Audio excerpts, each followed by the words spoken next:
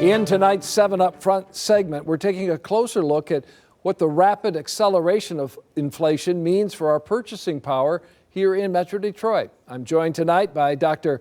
Albert Drew, PhD, economics professor at Wayne State University. Professor, thanks for being with us tonight. Thank you for having me. First, what's your interpretation of today's Consumer Price Index report showing year over year the highest annual increase in inflation since 1982? Yeah, so the reports came out this morning, and it very quickly made news headlines. And the numbers 7.5% for headline inflation and 6% for core inflation, those two are both 40-year highs. And back to 40 years ago, that was the period where we call as the Great Inflation. So for me, it is generally definitely alarming. Yesterday I was reading some market reports from the market analysts. They were at least slightly optimistic about the upcoming report. They were thinking that probably the numbers that's going to be published today, especially the month-to-month numbers, are going to be slightly smaller than the market estimates. So the market estimates were 0.5% for both core and high headline inflation for month-to-month. But when the number came out today, it was both 0.6% for both numbers.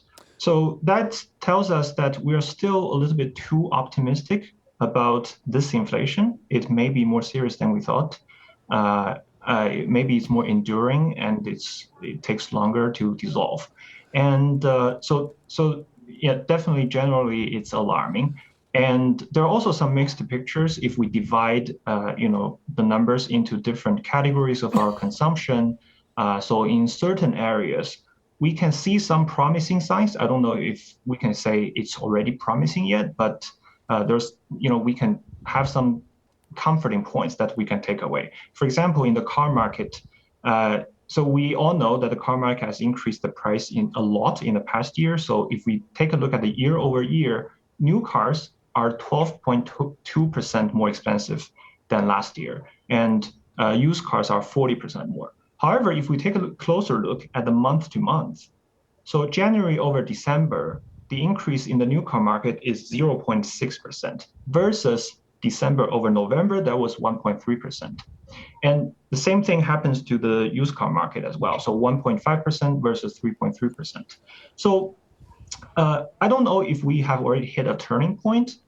If we do, then that's all good news, because the used car and new car market, they have contributed a lot to the price increase, both in the headline inflation and in the core inflation. So if we are able to see that the car market cools down, then of course we will see those numbers cool down. And Professor, let me jump in here. Fed Chief Jerome Powell has said he believes this inflation spike is transitory, but the expectation is the Fed will be raising interest rates soon. Yeah. President Biden saying today he expects inflation to ease significantly by the end of 2022.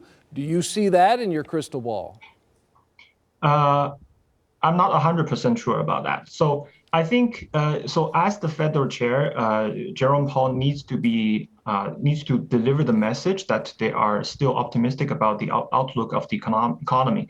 But as you have just mentioned, from the January FOMC meeting statement, we can extract the signal that they're going to increase the interest rate real soon. So back to last year, I think everybody was predicting that the Fed is going to increase interest rate, but probably in 2023.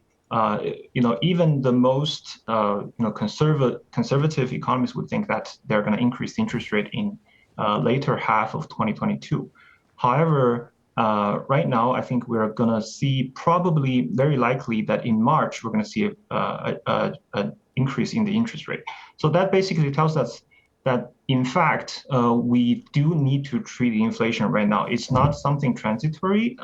Even if it is, it's something that we need to take action on. Very good. We'll leave it there tonight. Professor, thank you so much. Albert Drew is Professor of Economics at Wayne State University, joining us tonight on 7 Up Front. Professor, thank you.